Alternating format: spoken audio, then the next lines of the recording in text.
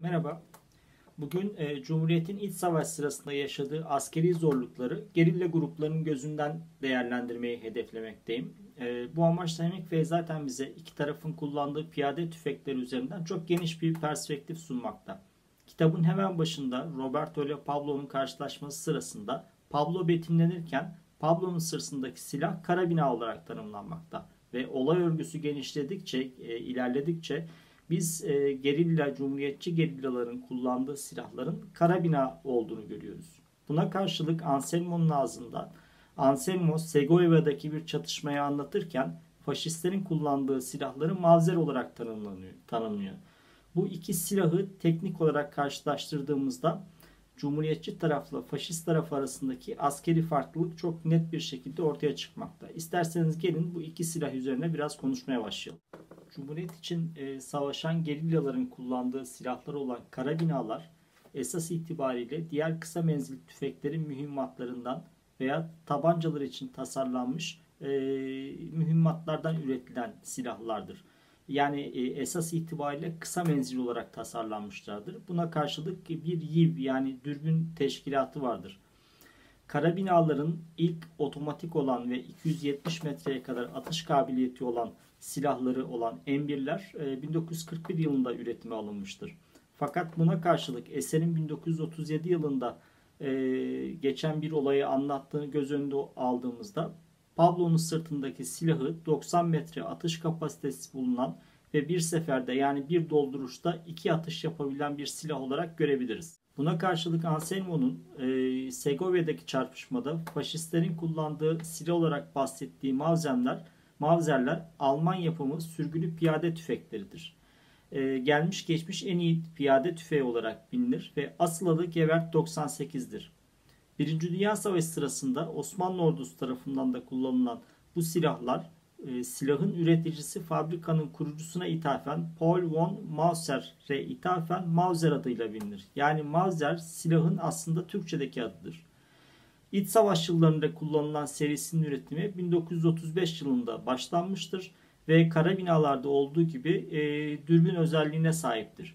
Fakat karabinalardan farklı olarak yarı otomatiktir. Yani bir seferde ikiden fazla atış yapabilir ve menzili 300 metreye kadar bulabilir. Bu iki silah arasındaki farkın güç dengesi açısından eserde ne şekilde yansıtıldığına birazdan döneceğiz. Fakat burada Almanya'nın yaptığı uluslararası desteğin savaş içerisinde iki taraf arasında dengeleri ne şekilde bozduğuna dair teknik bir açıklama da görüyoruz. Bu iki silahın eserde bir çatışmada karşı karşıya geldikleri mekan ise Segovia'dır ve Hemingway bu çatışmayı bize Anselmo'nun ağzından aktarır. Anselmo iki silahın menzil farkına atfen çatışma sırasında faşistlerce tavşan gibi avlandıklarından bahseder. Anselmo'nun yakındığı bir diğer konu ise çatışma sırasında ne yapacaklarını bilemediklerine dairdir. Burada Hemingway bir taraftan bize iki taraf arasındaki teçhizat farklılığını anlatırken diğer taraftan Cumhuriyetçi tarafın insan kaynağı açısından da aslında faşist taraftan ne kadar geri olduğundan bahsetmektedir. Eserde faşist birliklerle devrimci gerillaların karşı karşıya geldiğinin anlatıldığı bir diğer mekan Sordo ve çetesinin pusuya düşürüldüğü tepedir.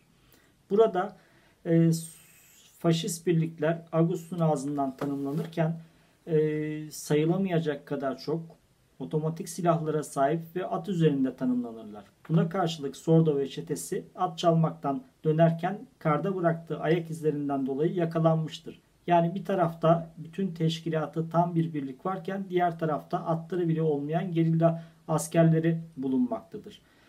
Buna karşılık çatışmanın hemen başında Sordo ve adamlarının bir lojistik avantajı vardır. Yani mevcut şartlarda faşist birliklerin tepeye ele geçirmeleri çok zor bir ihtimal olarak görülmektedir. Buna karşılık keşif uçakları 2 saat önce geçmiştir ve bombardıman uçaklarının gelmesi an meselesidir. Bunun yanında yamaçta bulunan faşist birliğin başında bulunan yüzbaşı Lagrange'dan havan topu getirip tepeliği bombalamayı planlamaktadır. Buna karşılık Sordo ve adamlarına silah seslerinin Robert, Pablo ve adamlarının olduğu mekandan duyulmasına rağmen yardım gelmezken faşistler iki tane alternatif plana sahiptirler. Bu iki alternatif plan bir silah teknolojisini yansıtmaktadır bize. Gerçekten de anlatının sonunda bombardıman uçakları Sordo ve adamlarının bulunduğu tepeyi bombalamış ve imha etmiştir. Bu tepeyi bombalayan uçaklara ayrı bir başlık açmak istiyorum. Çünkü savaş içerisinde çok önemli bir yer işgal ederler. Ancak bir sonraki videoda bunu anlatacağım. Beni dinlediğiniz için teşekkür ederim. Sürçülisan ettiysek affola. Görüşmek üzere.